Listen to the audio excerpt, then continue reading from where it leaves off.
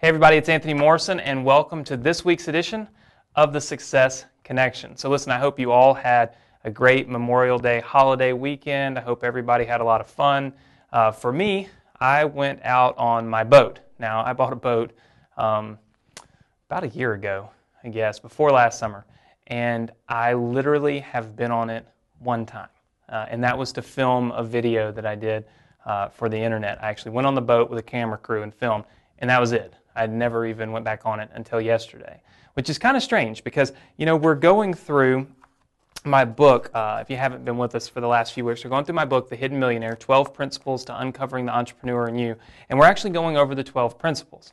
If you watch all the videos, leave me comments, retweet, Facebook like this, at the end of the series, I'm going to give away $1,000, so you could win. All you've got to do is just participate today, next week, and of course until we're finished with this series. If you haven't joined our newsletter, do so right now. There's a little box right here on this page. Put your name and email address in, and I'll notify you when the next one is out.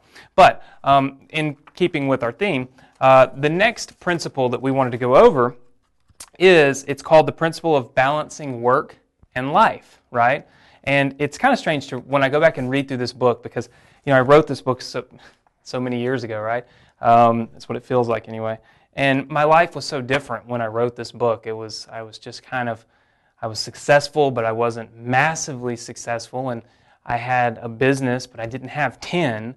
And it's so funny to read back through here at really what I had learned up until this point and see how it still stands so true even years later. And that is that you have to be able to balance your work life and then your personal life. And it's not something that I'm really all that great at. I can sit here and tell you that you should do it, but I can tell you right now that I have to practice and try really hard to really obey this principle, right? But it's balancing work and life. Look, if you've got a family and you've got, friends and you've got kids and a wife or a husband or whatever, a lot of times it takes away from them. They become real negative and almost have animosity towards you for doing your work, right? Especially if you have a day job. So if you're at home, you're finally home from your day job and all of a sudden you want to get on the computer and you want to do all of these things that I'm teaching you to do. And a lot of times you get pressure from your family, from your friends, from other people saying, hey, look, you're off of work, quit doing that internet thing, come out here and watch TV, or come over here and go on the boat, and all these different things. It's very hard to balance that along with obviously staying motivated, not getting complacent, and still working. So I say to you this, make a schedule. This is what I have to do. I have to kind of pick a couple of days out of the week that I'm going to dedicate to just being with my family, with my friends, and try my best to stick to that schedule. And the rest of the days I'm working it. Everybody knows it.